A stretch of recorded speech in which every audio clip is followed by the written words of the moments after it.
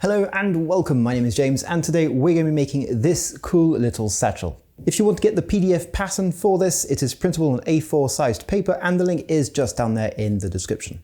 This is not necessarily a beginner's build, but if you're patient, I'm sure you'll manage. Also, please note that this pattern is made for the 3.38mm stitching chisel, but you can adapt it to whichever size stitching chisel you have, and more on that later in the video. Start off by printing out the template on an A4 piece of paper, making sure to respect the scale at 100% of the original size. I like to cut my template quite roughly at first, simply because it's faster and I don't need to be very precise at this point.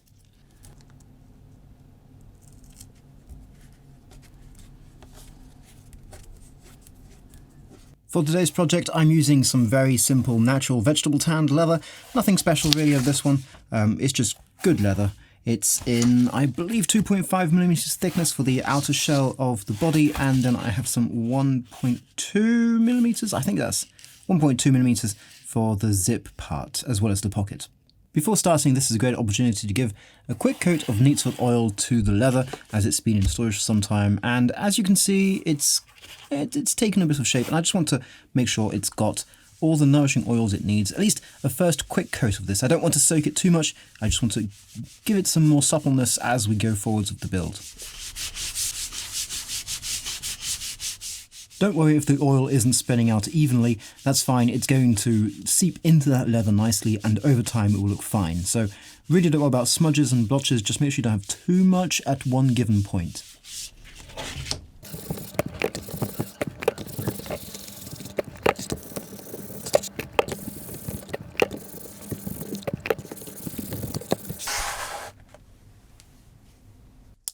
I used to scribe my patterns on the back of the leather using a pen, but I find that actually just using sellotape, on these smaller patterns at least, works just as well and gives me the same kind of results in a quick and faster manner.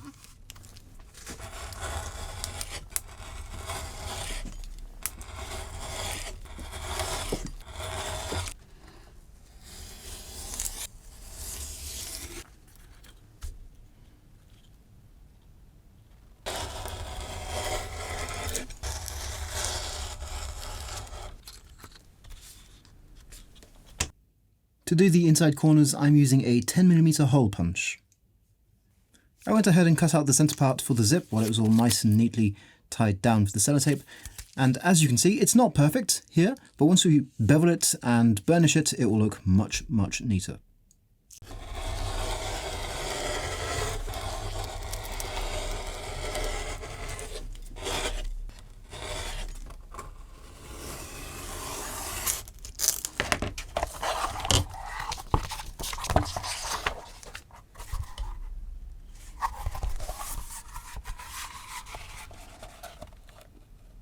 It's time now to bevel and burnish all the edges that need beveling and burnishing.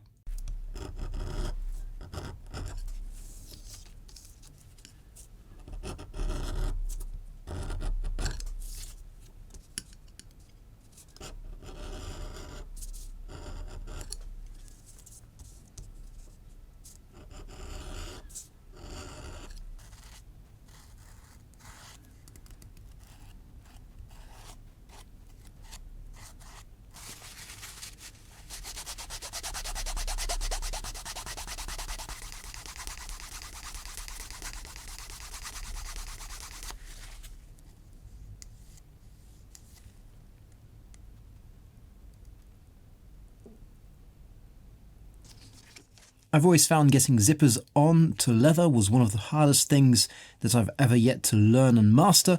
I'm still learning, it's in the process, but I found using sticky tape double-sided sticky tape is the best way to go, at least the easiest I've found so far. Sadly, I don't think I've found a trick to this yet. The most important part is making sure that the tape is really well adhered to the leather side before taking off the protective side of the tape. Otherwise it can be really, really tough to get off and won't work as well as you might think. Yes, it's worked. Now to position this properly on the zipper.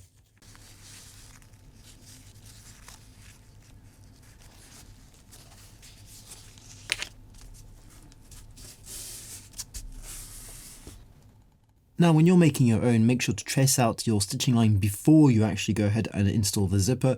I'm not entirely sure why I didn't do it this way. I guess I was going too fast. But yeah, don't make this mistake.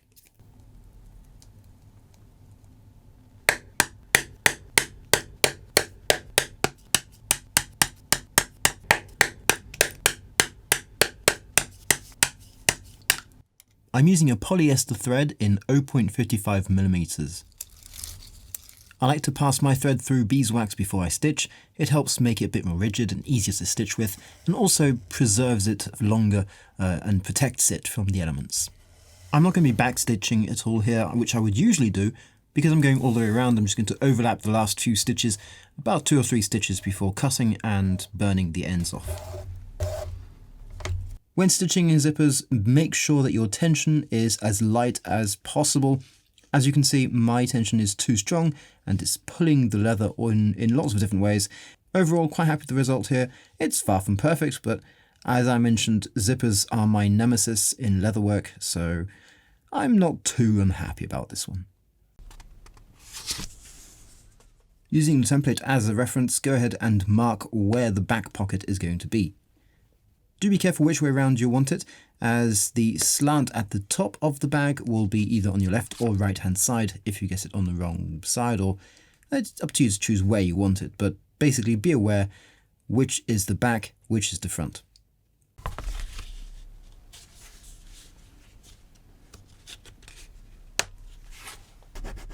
I'm scratching up the leather to expose the fibres, helping the glue have something to bond to.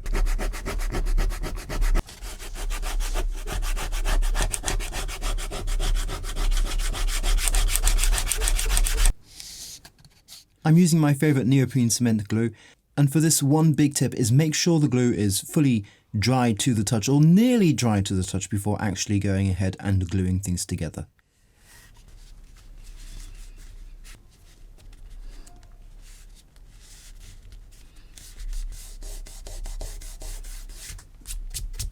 Go ahead and mark the stitch line 3 millimeters from the edge and stitch the bottom edge.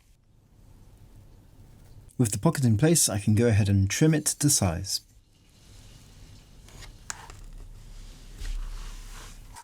It's important for the pocket to be glued well in place, because at this point you want to burnish it before stitching, and you want to make sure that those layers of leather stay in contact.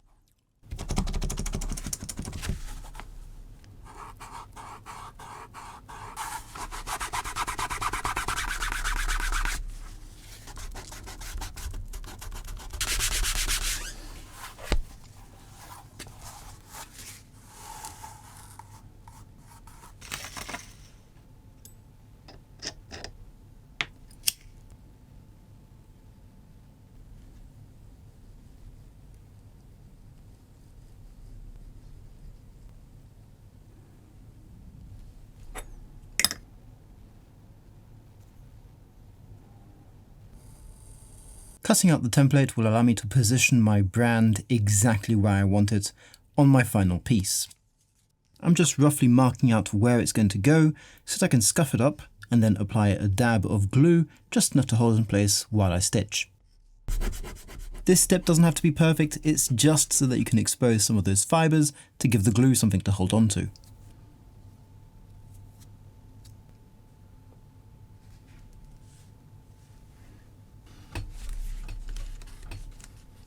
Okay, let's go ahead and stitch up.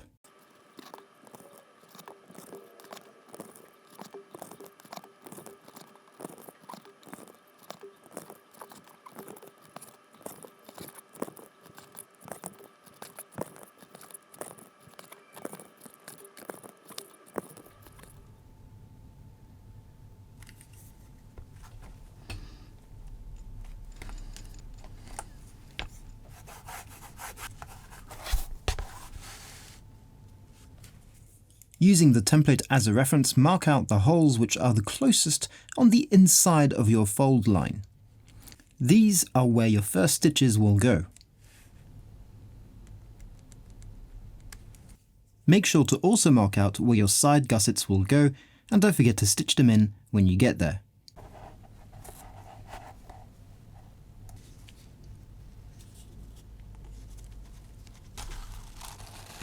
There's no easy way to saddle stitch these two pieces together, so it's just going to take some time and basically a lot of patience. But just go ahead and it will be done faster than you think.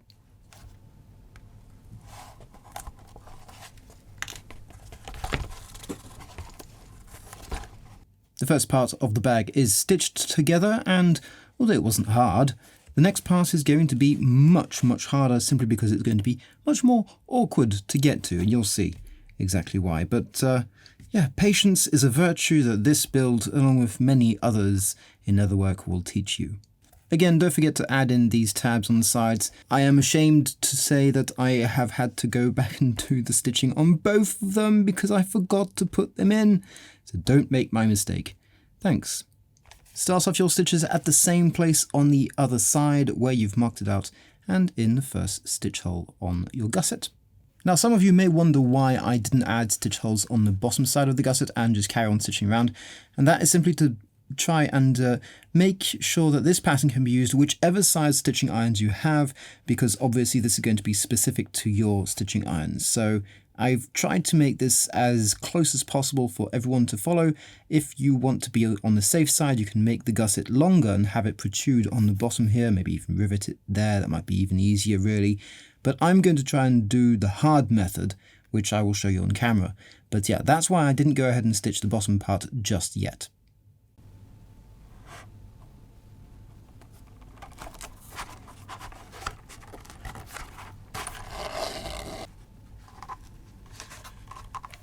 As you can see, it's a very slow process, but it works, and it's not hard, it just takes a lot of time.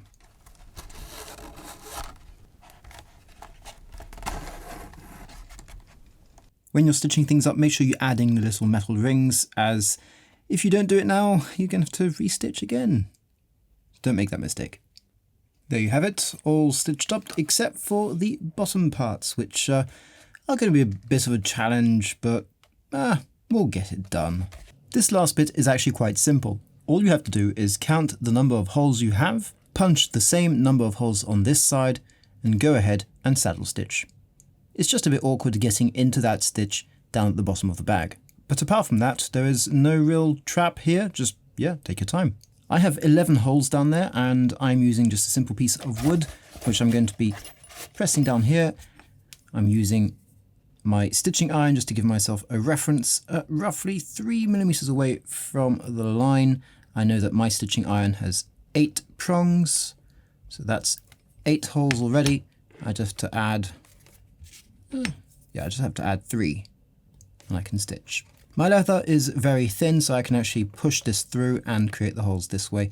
They're just small enough to not have the leather stretch or tear during the stitching, but big enough to let me stitch easily. I'm using a bone folder to gently push the leather in place and help it take its shape.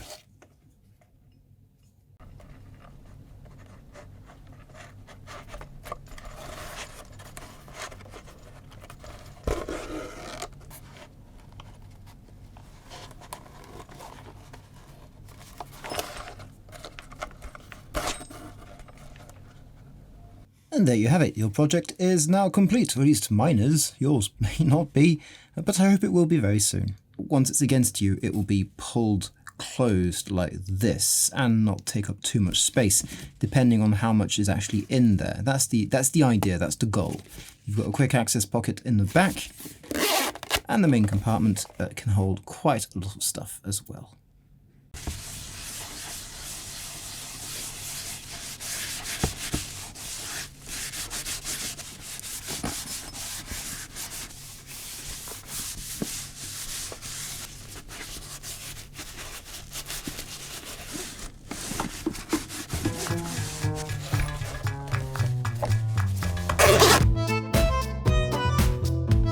Overall, I've been using this satchel pretty much every single day for the last 2 or 3 weeks now, and I absolutely love it. It means I don't have anything left in my pockets and just makes my everyday carry much more comfortable. I've also gotten quite a good number of stares and comments, positive, very positive comments about it, so I'm really pleased with the overall design, but I'd love to know your thoughts in the comments below on this one. It's incredibly practical, just the perfect size. The zip makes it really easy to access, both getting things in and out.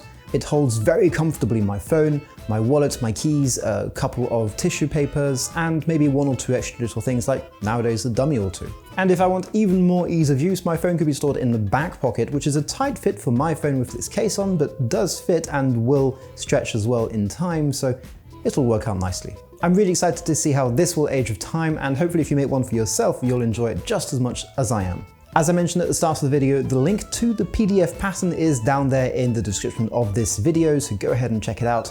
It's printable on A4 sized paper, so pretty much any printer will be capable of printing these out. And if you're into making bags or satchels, I do recommend this video and build, and PDF actually, for you guys, as it's one of my most popular builds.